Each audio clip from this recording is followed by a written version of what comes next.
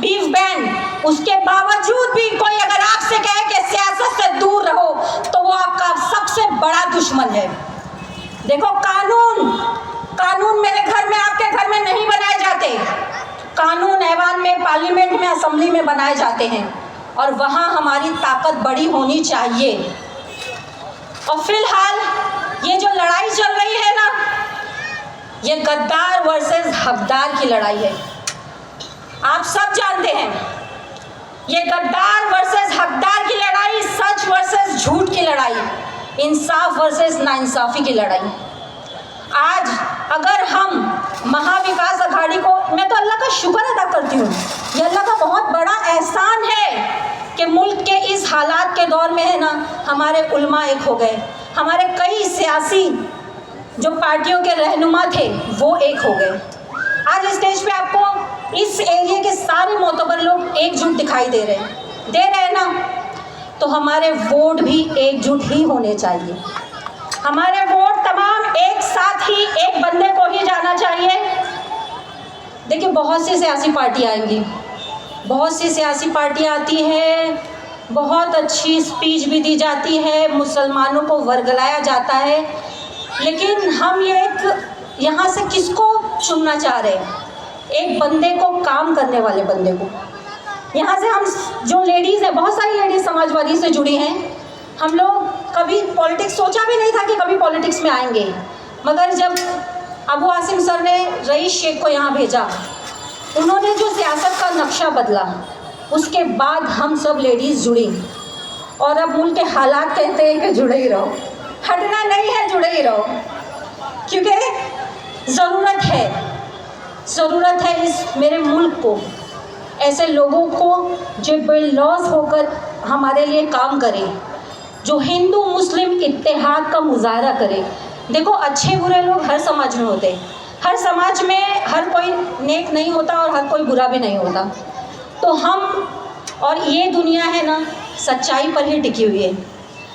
अगर मैं अपने एरिया का थोड़ा सा तज्जिया करते चलूँ तो यहाँ पे देखिए, हम मशाल वाले हैं अल्हम्दुलिल्लाह, लेकिन कुछ लोग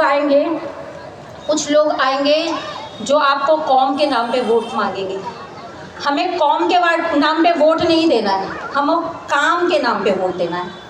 अबू आसिम सर ने हमें बताया कि जिस तरह मैंने रईस दिया था ना, अब रईस का नेमुल बदल दे रहा हूँ जामसूद कर, और हम उम्मीद भी कर रहे हैं और उनके काम को देख भी रहे हैं, तो माशाल्लाह हमारा फुल सपोर्ट इनको ही है।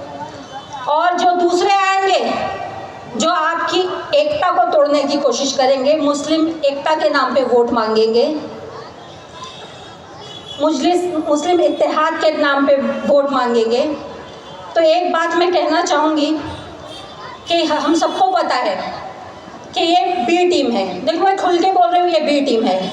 अगर ये बी टीम ने जाकर उत्तर प्रदेश में अपने कैंडिडेट्स नहीं खड़े किए होते तो वहाँ आज वो बुलडोज हुकूमत के बजाय सपा की हुकूमत बनी होती। ये सब जानते हैं कि वहाँ आज हमारे घर बुलडोज नहीं होते। आज ये जो मॉब लिंचिंग हो रही है, क्या हम अपने आप को सेफ महसूस करते हैं? क्या हम अपने बच्चों को कहीं दूर जाने के लिए, भेजने के लिए हमारा दिल धड़कने नहीं लगता कि क्या पता हमारी शनाख्त पता चल जाए? ये सब कब से हो रहा है, आप सबको पता है। तो जब कोई आए आपको इत्तेहाद, मुसलमानों का इत्तेहाद याद दिलाए, क्योंकि देखिए, अगर नीयत गलत है तो आपका हर अमल फितना है। मैं अल्लामा इकबाल का एक शेर करूँगी कि अल्लाह से करे दूर तो तालीम भी फितना, अल्लाह से करे दूर तो तालीम भी फितना, इमलाक भी, औलाद भी, जागीर भी फितना, नाहक के लिए उठे जो शमशीर भी फितना, शमशीर तो क्या है, नारे तकबीर भी फितना।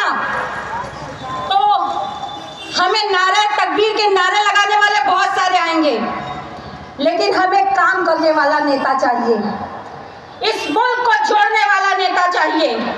इस मुल्क में काम करने वाला जो रहेगा वही यहाँ पर रहेगा, उसके अलावा हमें और कोई नहीं चाहिए।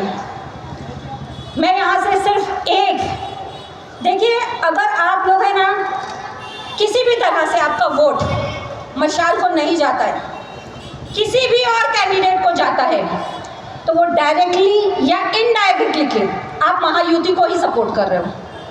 क्योंकि इस वक्त ये हमारा सब तरफ मिल के अगर वोट डालेंगे तो ही एमवी आएगी। हम ताज नहीं पहन सकते तो क्या ताज पहनाने का हुनर आता है, तो ये ताज हम उन्हें पहनाएंगे। और देखिए, जब हम उनको अपने वोटों से वहाँ भेजते हैं ना, उनका भी दिल बड़ा होता है, नहीं इन्होंने हमें वोट दिया है तो हमें उनके लिए काम करना है। अरविंद सावंत जी भी कई बार मैंने उनकी अटेंड की थी मीटिंग्स, तो उनमें वो बोलते थे कि मैं 2 बार बना एमपी, मगर मुसलमानों ने मुझे वोट नहीं दिया, लेकिन मैं उनका काम करता हूँ, अल्हम्दुलिल्लाह उनका शुक्रिया। मगर इस बार उन्हें कहना पड़ा, इस बार वो जीते हैं मुसलमानों को वोट से 211, 212, मुंबा देवी। अल्हम्दुलिल्लाह ये हमारी एकता है और हमें ये एकता दिखानी है इस हुकूमत के खिलाफ, जिन्हें हमें यहाँ से जिन्हें हटाना है। तो मुझे बस इतना ही कहना था। अब इतना ही कहना चाहूँगी कि यहाँ से उन संघियों को, ये आरएसएस के दलालों को बस एक ही मैसेज देना चाहूँगी मैं, तू कुछ भी कर ले संघी शैतान, तू कुछ भी कर ले संघी शैतान, नहीं बटेगा हिंदू मुसलमान। जहाँ बजेगी मंदिर की घंटी वहीं पे होगी अजान। मिलकर रहेंगे राम रहमान और मिलकर रहेंगे राम रहमान। तू कुछ भी कर ले संगी शैतान, नहीं बटेगा हिंदू मुसलमान, मिलकर रहेगा हिंदुस्तान। बहुत शुक्रिया।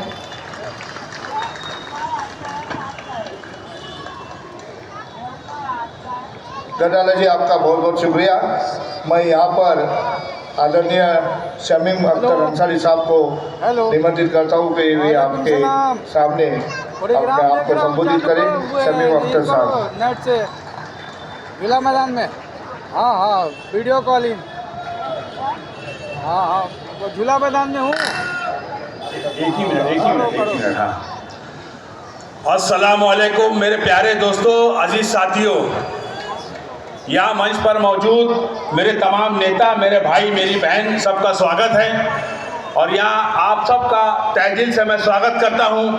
आज हम सब लोग यहाँ मनोज जामसुत्तर जी के लिए जमा हुए हैं। आने वाली 20 तारीख को हम सबको एक होकर मशाल की बटन दबाना है और मनोज जामसुत्तर को भारी से कामयाब बनाना है। आने वाली 23 तारीख के बाद महाराष्ट्र में महाविकास आघाड़ी की हुकूमत बनने वाली है इंशाअल्लाह। हम सब लोग वोट देंगे महाविकास आघाड़ी को पूरे महाराष्ट्र में इंशाअल्लाह। और हमको आने वाली 30 तारीख को महाराष्ट्र में महाविकास आघाड़ी की हुकूमत बनती हुई नजर आ रही है इंशाअल्लाह। हम सबको बाइक अल्लाह में सिर्फ और सिर्फ मशाल की बटन दबाना है और बाइक अल्लाह को विकास की तरफ लेके जाना है इंशाअल्लाह। जय हिंद, जय महाराष्ट्र, खुदा हाफिज। शमीम साहब।